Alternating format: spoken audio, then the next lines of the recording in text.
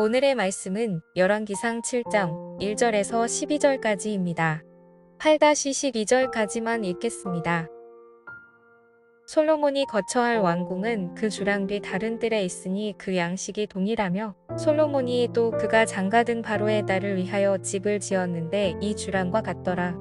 이 집들은 안팎을 모두 기하고 다듬은 돌로 지었으니 크기대로 톱으로 켠 것이라. 그 초석에서 처마까지와 외면에서 큰 뜰에 이르기까지 다 그러하니 그 초석은 기하고 큰 돌 곧 10규빗 되는 돌과 유돌 규빗 되는 돌이라. 그 위에는 크기대로 다듬은 기한 돌도 있고 백향목도 있으며 또 큰 뜰 주위에는 다듬은 돌 3켜와 백향목 두꺼운 판자 1켜를 놓았으니 마치 여호와의 성전 안뜰과 주랑에 놓은 것 같더라. 여러분, 지난 본문에 드디어 솔로몬은 고대하던 하나님의 성전을 완공했습니다. 그리고 그 성전은 하나님이 기뻐 받으시는 성전이었죠. 그리고 오늘 본문에 와서는 솔로몬이 자신의 왕궁을 짓기 시작하는데요. 그런데 솔로몬이 하나님의 성전을 지을 때 여러분 7년 정도의 시간이 걸려 그 성전이 완공이 되었다고 합니다. 그런데 오늘 본문 1절 말씀을 보면 솔로몬이 자신의 왕궁을 짓는데 무려 13년이 걸렸다라고 그렇게 기록하고 있습니다. 그러니까 하나님의 성전은 7년이 걸렸고 솔로몬의 왕국은 13년이나 걸린 거죠. 그런데 여러분, 종종 이 말씀을 보면서 솔로몬이 하나님의 성전보다 솔로몬의 왕궁을 짓는 기간이 더 오래 걸렸기에 그의 우선순위가 하나님보다 자신의 편안함이었다라고 그렇게 착각하시는 분들이 있다라는 거예요.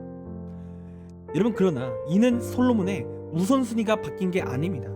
여러분, 오늘 이 솔로몬의 마음이 바뀐 것이 아니라 여러분, 성전을 짓는 것과 왕궁을 짓는 건 여러분 개념 자체가 다르기 때문에 기간이 다를 수밖에 없는 거예요. 여러분, 성전을 짓는 건 여러분 어떻게 보면 단순할 수 있습니다. 그러나 왕궁은 왕족들의 거처도 지어야지, 또 왕궁의 신하들의 거처도 지어야 하며 그 규모와 그 복잡함이 다른 겁니다.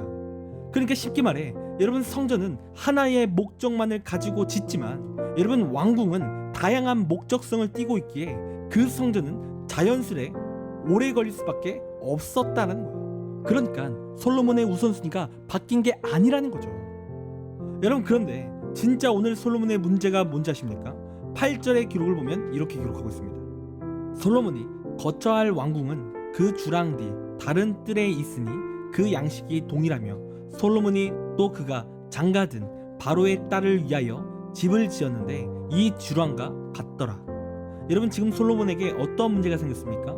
솔로몬이 바로의 딸에게 장가를 갔다라는 거예요. 여러분, 여기서 말하는 바로는 누구냐면 애굽이라는 나라의 왕입니다. 그러니까 지금 솔로몬이 이방 여인과 결혼을 했다라는 거예요. 여러분, 그렇다면 이것이 왜 문제입니까? 여러분, 하나님께서는 이스라엘 민족에게 절대로 이방 여인과의 결혼을 하지 말라고 명령을 하셨기 때문이에요. 그리고 그러한 명령을 하신 이유는 무엇이냐면 이스라엘 안에 우상신과 이방 악한 문화가 들어오는 것을 방지하기 위해서 하나님께서는 이 이방 여인과의 결혼을 금지하신 겁니다. 그리고 분명 솔로몬도 이 사실을 너무나도 잘 알고 있었던 거예요. 그런데 그 솔로몬이 바로의 딸과 결혼을 했습니다. 그리고 앞으로도 이 솔로몬은 이방 여인과 수많은 결혼을 하게 되는 거예요. 그리고 실제로 이스라엘 가운데 어떠한 일이 벌어집니까? 이 솔로몬 때문에 이방의 악한 우상신과 악한 문화가 이스라엘 안에 들어오게 되는 거예요. 그리고 훗날 나라가 남과 북으로 분열되고 또 나라가 망하게 되는 일까지 발생하게 된다라는 겁니다. 여러분, 이렇듯 솔로몬의 제약은 여러분 절대로 가볍지 않습니다. 여러분, 그렇다면 이 솔로몬이 왜 이방 여인과 결혼을 했을까요? 여러분, 그 이유는 정치적인 이유가 컸기 때문에 그래요. 솔로몬은 주변 강대국들과 정략적인 관계를 가지기 위해 이러한 방법을 쓴 겁니다. 그러니까 나라를 더욱 강하게 만들기 위한 그 방법으로 강대국과 주변국들의 딸들과의 혼인을 했다는 거죠. 여러분, 우리가 잘 알고 있는 고려의 왕건도 부강한 나라와 왕권 강화를 위해서 지방 호족들의 딸들과 결혼을 했던 것 같이 여러분, 솔로몬도 그러한 방법을 사용하고 있다라는 거예요. 여러분, 분명 정치적으로 나라를 강하게 만드는 이 방법은 너무나도 지혜로운 방법이고 현명한 방법일 수 있습니다.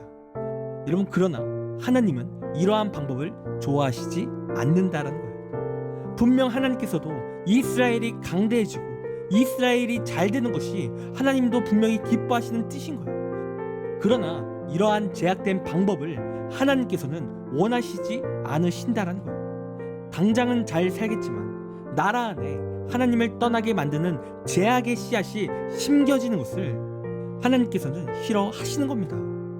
여러분, 이렇듯 하나님의 목적은 우리의 인생의 성공이 아닙니다. 여러분, 하나님이 사람을 향한 목적은 무엇이냐면 여러분, 거룩함인 거예요. 여러분, 우리도 마찬가지입니다. 여러분, 우리가 성공을 위해서 솔로몬처럼 하나님의 말씀을 무시하고 제약된 길로 나아간다면 여러분, 그것은 진정한 성공이 아닌 거예요. 여러분, 하나님이 기뻐하시는 일이 아닙니다. 여러분, 그것은 하나님께서 미워하시는 일인 거예요. 여러분, 만약에 성공을 위해서 주일 성수를 지키지 않고 우리가 그냥 공부하러 나아간다면 여러분, 어쩌면 남들보다 더 좋은 대학에 갈 수는 있겠죠. 여러분, 그러나 그것은 하나님이 전혀 기뻐하시지 않는다라는 거예요. 그리고 내가 좋은 점수를 위해 부정한 방법을 쓰는 것도 하나님이 기뻐하시지 않은 거죠. 여러분, 우리 하나님은요, 우리가 어떠한 일을 하든지 우리가 거룩해지기를 원하세요. 날마다 하나님과 교제하고 하나님 안에서 살아가기를 원하시는 거죠. 여러분, 그렇기에 오늘 우리는 이 솔로몬이 행했던 범죄를 우리가 똑같이 답습해서는 안 될 줄 믿습니다. 여러분, 우리의 인생은 성공이 중요한 게 아닙니다. 우리 인생의 가장 중요한 것은 거룩함인 거예요. 그리고 더욱 중요한 것은 우리가 그렇게 거룩을 추구하며 살아갈 때 하나님께서는 우리의 삶에 더욱 큰 복을 허락하신다라는 겁니다. 여러분, 물론 나의 타이밍과 하나님의 타이밍은 다르지만 또 나의 생각과 하나님의 생각은 다르지만 여러분, 그럼에도 불구하고 반드시 하나님께서 거룩하게 살아가게 하시고 또한 그 삶 가운데 섭리하셔서 놀라운 복으로 함께 하신다라는 겁니다.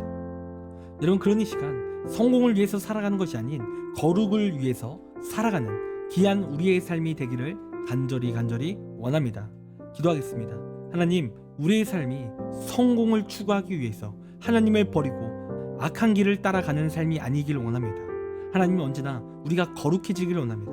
말씀과 날마다 동행하며 하나님의 뜻대로 살아가는 그러한 귀한 거룩한 삶이 되기를 원하오니 하나님, 우리 가운데 성령 하나님을 보내사 우리가 날마다 거룩해질 수 있도록 인도하여 주시옵소서. 함께하여 주옵소서. 감사합니다.